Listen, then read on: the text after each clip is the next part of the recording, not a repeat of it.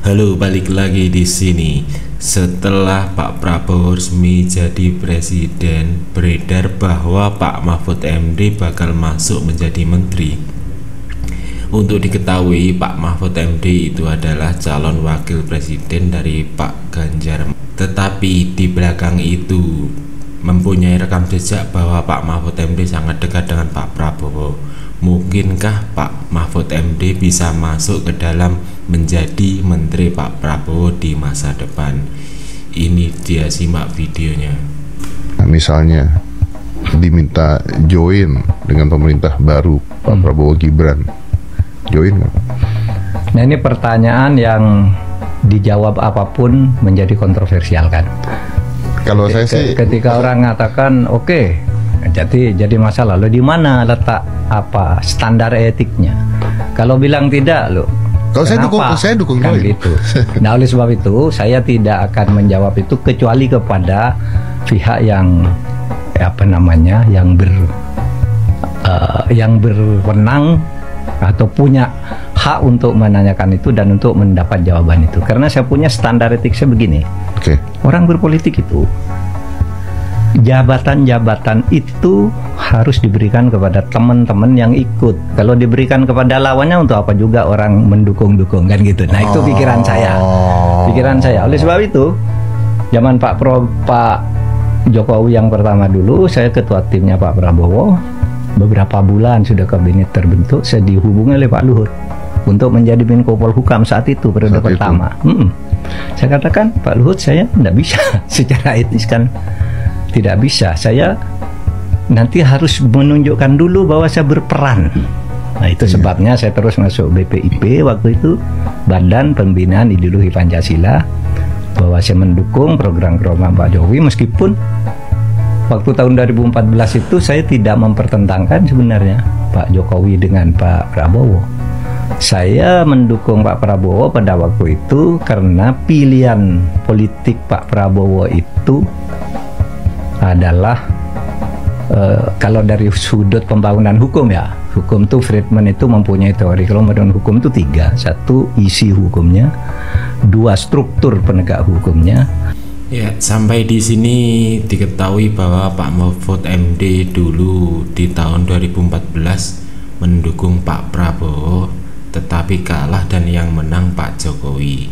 Setelah itu kan Pak Mahfud MD bisa menjadi menteri meski melalui tahap-tahap beberapa tahun seperti memimpin di lembaga tertentu.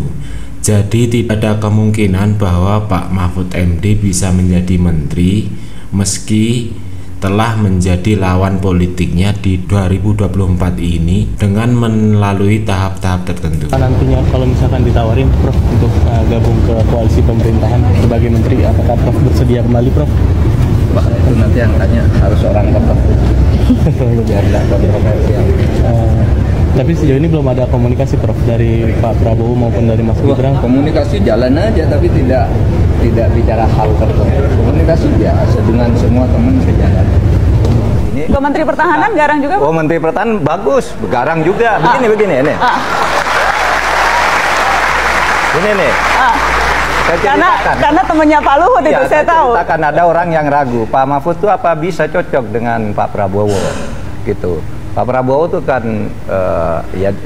TNI senior dan partainya besar gitu. Tapi Pak Prabowo itu militer loh. Militer itu pada umumnya sportif. Sehingga suatu saat saya ketemu Pak Prabowo, Pak, saya mau ke kantor Bapak lah, mau diskusi tentang, dia berdiri hormat. Saya yang menghadap Bapak atasan saya, gitu dibilangnya. Dan dia betul datang ke kantor saya. Betul datang ke kantor saya dan diliput oleh media dari kantor sebelah.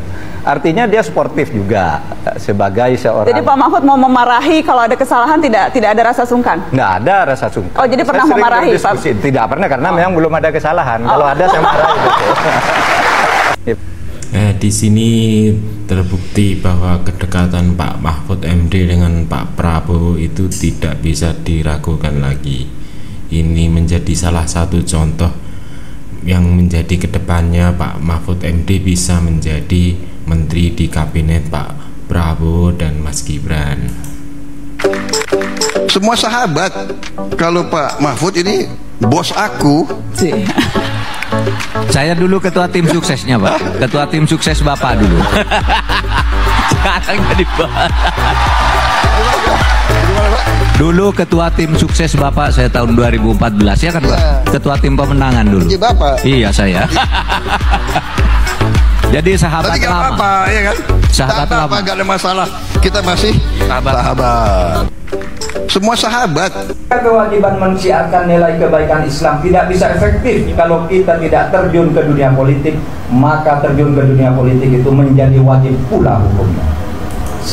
Nah, ini rekam jejak ketika Pak Mahfud MD menjabat menjadi tim sukses atau kepala tim sukses pemenangan Pak Prabowo di 2014. Selanjutnya, berdasar kesimpulan itu pula saya mengambil keputusan dengan segala risiko, yakni berjuang untuk menegakkan kebenaran dan akhlak di bidang politik di negara kesatuan Republik Indonesia dengan mendukung dan menjadi ketua tim nasional pemenangan pasangan Capres Prabowo. Kewajiban manusia. Pemilu itu, pilpres itu dari sudut hukum sudah selesai. Oleh sebab itu harus kita secara sportif menerima putusan Mahkamah Konstitusi ini. Dan Mas Ganjar dan saya di MK juga sudah menyatakan ya menerima putusan ini dengan lapang dada dan mengucapkan selamat kepada Pak Prabowo dan atas putusan hari ini dan selamat bertugas.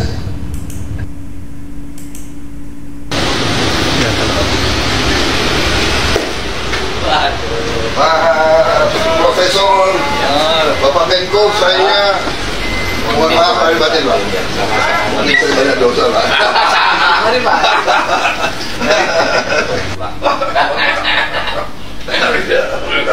Pak Prabowo sehat, saya ikuti aja dari antara apa gitu khutbah hari raya terus keliling.